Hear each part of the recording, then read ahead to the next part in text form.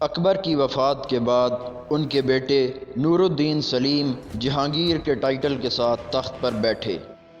شہزادے سلیم 1569 میں پیدا ہوئے۔ کہا جاتا ہے کہ اکبر نے منت مانگی کہ خدا انہیں بیٹا عطا کرے۔ اس کے لیے انہوں نے ننگے پاؤں چل کر صوفی بزرگ سلیم چشتی کے مزار پر حاضری بھی دی۔ انہی کے نام پر بعد میں سلیم کا نام بھی رکھا گیا۔ شہزادے سلیم بچپن اور جوانی میں بگڑے ہوئے شہزادے تھے۔ 1590 کی دہائی میں سلیم تخت کو لے کر بے صبری کا مظاہرہ کرنے لگے۔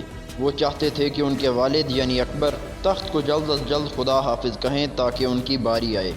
1599 میں اکبر جنوبی ہندوستان میں ایک جنگی مہم میں مصروف تھے۔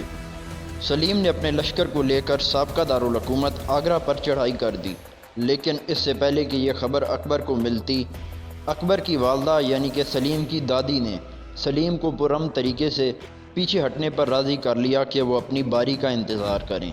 سو سلیم واپس چلے آئے۔ اکبر کو جب اس سارے ماجرے کی خبر ہوئی، انہوں نے فوج کی کمان اپنے مشیر ابوالفضل کو سونپی اور فوراً لاہور واپس آ گئے۔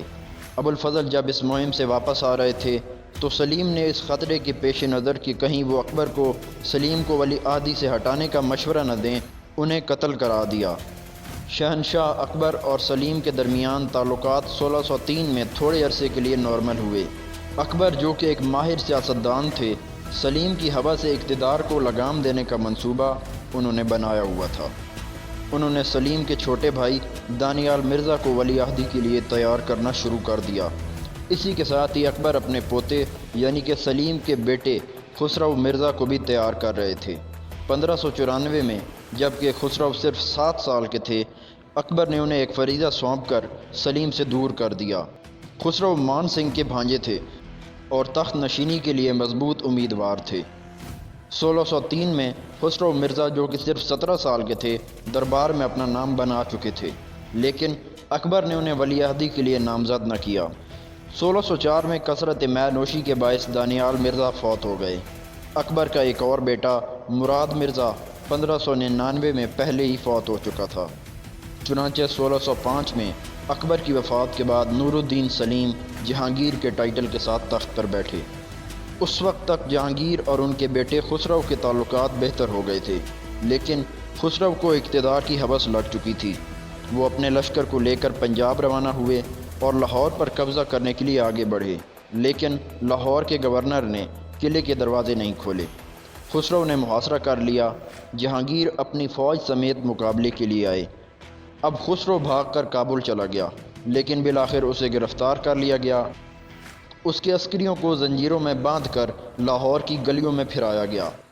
اس کے بعد خسرو کو نظر بند کر دیا گیا، مگر وہ پھر بھی باز نہ آیا۔ وہ ابھی بھی اپنے والد کے خلاف سازشیں کرتا رہا۔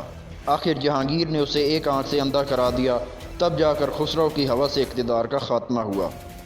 یہ وہ وقت تھا جب پنجاب میں ایک نیا مذہب سکھ مذہب پھل پھول رہا تھا۔ اس مذہب کے بانی بابا گرو نانک اور مغلوں کے جد امجد ظہیر الدین بابر ہم اثر تھے۔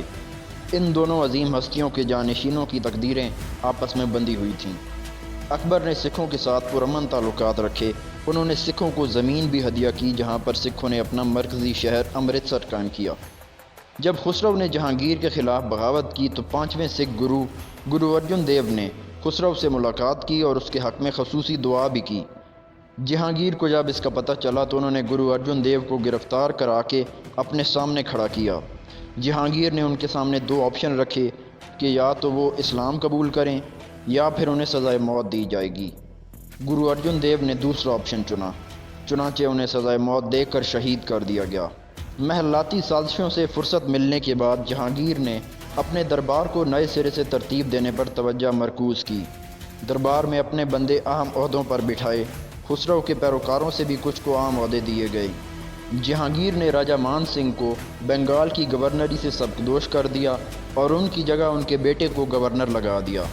جہانگیر کی کہانی میں ایک انتہائی اہم کردار 1611 میں آیا۔ جہانگیر کی ملاقات 34 سالہ مہر النساء سے ہوئی۔ مہر النساء قابل، ذہین، دلکش اور بہادر خاتون تھیں اور اپنی پہلی شادی سے ایک بیٹی کی والدہ بھی تھیں۔ جہانگیر پہلی ملاقات میں ہی ان سے محبت کر بیٹھے۔ کچھ عرصے بعد مہر النساء جہانگیر کی 18ویں بیوی بنی۔ انہیں نور جہاں کا لقب دیا گیا۔ جہانگیر کے باقی دور حکومت میں نور جہاں ہی اصل حکمران تھیں۔ نور جہاں نے اپنے والد اعتماد الدولہ اور بھائی آصف خان دونوں کو دربار میں اہم پوزیشنز پر فائز کیا۔ اپنے والد اور بھائی کی سپورٹ سے نور جہاں حکمرانی کر رہی تھیں۔ انہوں نے ایک مغل شہزادے کو اپنا کٹ پتلی بھی بنا لیا۔ یہ شہزادے تھے خرم، جہانگیر کے تیسرے بیٹے۔ نور جہاں نے خرم کی شادی اپنی بھتیجی ارجمند بانو سے کروا دی، جو کہ بعد میں ممتاز محل کے نام سے مشہور ہوئیں۔ خرم مغل شہزادوں میں سب سے ممتاز تھے۔ شراب اور افیون سے دور رہتے، وہ ولی عہدی کے لیے سب سے مضبوط امیدوار سمجھے جاتے تھے۔ خرم نے اپنی عسکری قابلیت کا لوہا 1615 میں منوایا، جب انہوں نے سسودیا خاندان کو شکست سے دوچار کیا۔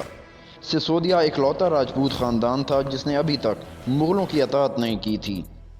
شمالی ہندوستان کے ہر حکمران کی طرح شہنشاہ جہانگیر کی بھی خواہش تھی کہ وہ جنوبی ہندوستان کو بھی اپنی سلطنت کا حصہ بنائیں۔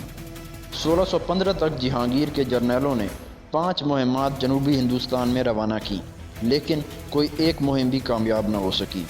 البتہ 1617 میں کئی مہمات کے بعد مغل بالآخر دکن پر قدم جمانے میں کامیاب ہو گئے۔ برہان پور پر قبضہ کر کے اسے اپنا فوجی ہیڈ کوارٹر بنا لیا۔ 1617 میں خرم نے جنوبی ہندوستان میں مزید فتوحات کی۔ جہانگیر نے اس کامیابی پر خرم کو شاہ جہاں کے لقب سے نوازا۔ عام طور پر ایک منصبدار زیادہ سے زیادہ 10,000 عسکری اپنی کمان میں رکھ سکتا تھا، لیکن جہانگیر نے خرم شاہ جہاں کو 30,000 عسکریوں کا منصبدار بنا دیا۔ اب اس موقع پر شاہ جہاں کو اپنی طاقت کا احساس ہونے لگ گیا تھا۔ وہ اب نور جہاں کے کٹ پتلی نہیں تھے۔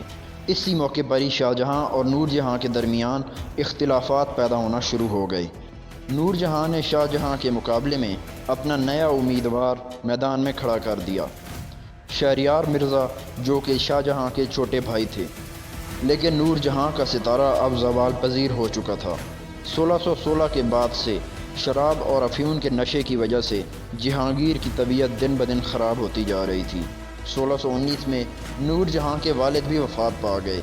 دوسری جانب نور جہاں کے بھائی آصف خان، جو کہ شہزادے خرم شاہ جہاں کے سسر تھے، ان کا جھکاؤ بھی اب شاہ جہاں کی طرف تھا۔ شہنشاہ جہانگیر کمزور ہو چکے تھے اور کسی بھی وقت انتقال کر سکتے تھے۔ نور جہاں نے جہانگیر پر زور دیا کہ وہ شاہ جہاں کو دکن میں کسی مہم پر روانہ کر دیں تاکہ وہ دارالحکومت سے دور دور ہی رہیں۔ شاہ جہاں کو اس حقیقت کا ادراک تھا کہ ان کا دارالحکومت میں رہنا یا کم از کم دارالحکومت کے قریب رہنا کتنا اہم ہے۔ سو انہوں نے یہ شرط رکھی کہ وہ اپنے بڑے بھائی خسرو مرزا کو بھی اپنے ساتھ لے کر جائیں گے۔ 1620 میں جہانگیر سخت بیمار ہوئے۔ شاہ جہاں نے یہ سوچ کر کہ ابا جی فوت ہونے والے ہیں، دارالحکومت پر لشکر کشی کر دی۔ لگے ہاتھ شاہ جہاں نے خسرو کا کام بھی تمام کر دیا، اسے قتل کر دیا۔ جہانگیر کچھ دن بعد صحت یاب ہو گئے۔ انہیں خسرو کے قتل کا بتایا گیا تو وہ اس حرکت پر اس قدر غصے ہوئے کہ انہوں نے شاہ جہاں کے سارے ٹائٹل ان سے چھین لیے۔ شاہ جہاں کو تمام فرائض سے سبکدوش کر دیا گیا۔ اس پر شاہ جہاں نے بغاوت کر دی۔ جہانگیر ان کی عسکری ذہانت سے بخوبی واقف تھے، سو انہوں نے اپنے ایک جرنیل مہابت خان کو کابل میں ملک بدری سے واپس دارالحکومت بلوایا تاکہ وہ شاہ جہاں کے خلاف فوج کو لیڈ کریں۔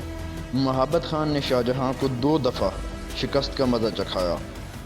شاہ جہاں خود ساختہ ملک بدری پر مجبور ہو گئے۔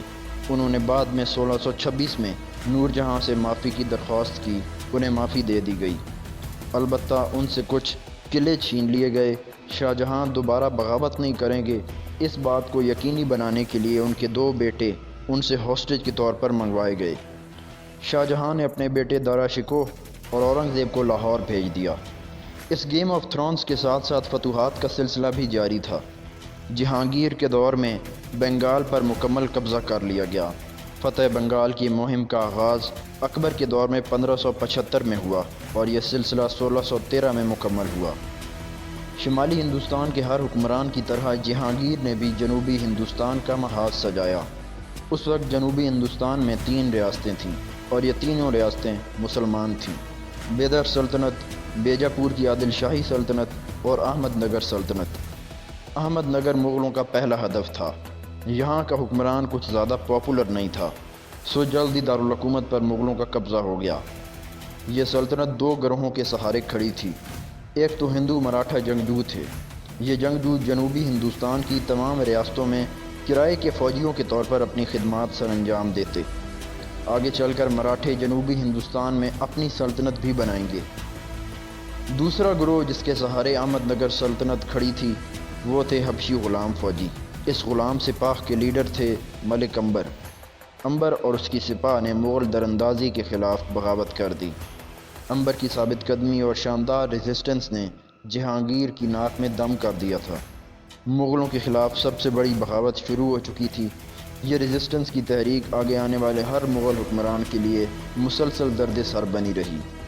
ملک عنبر 1626 میں وفات پا گئے اور اس کے ایک سال بعد 1627 میں کشمیر میں موسم گرما کی رہائش گاہ سے واپسی پر شہنشاہ جہانگیر کی بھی موت واقع ہو گئی۔ آصف خان اور نور جہاں دونوں اس وقت ان کے ساتھ موجود تھے۔ آصف خان نے فوراً اپنی بہن نور جہاں کو گرفتار کروا لیا۔ اس نے شاہ جہاں کو بھی خبر بھجوا دی اور ان کے دونوں بیٹوں کو بھی رہا کر دیا۔ شاہ جہاں کو جب اپنے والد کی خبر ملی تو وہ فوراً تخت سنبھالنے کے لیے دارالحکومت روانہ ہو گئے، لیکن اس سے پہلے انہوں نے اپنے بھائی شہریار مرزا، اپنے مرحوم بھائی خسرو مرزا کے 2 بیٹے اور اپنے مرحوم چچا دانیال مرزا کے 2 بیٹے قتل کروا دیے۔ اس کے بعد خرم شاہ جہاں کی ٹائٹل کے ساتھ تخت نشین ہوئے۔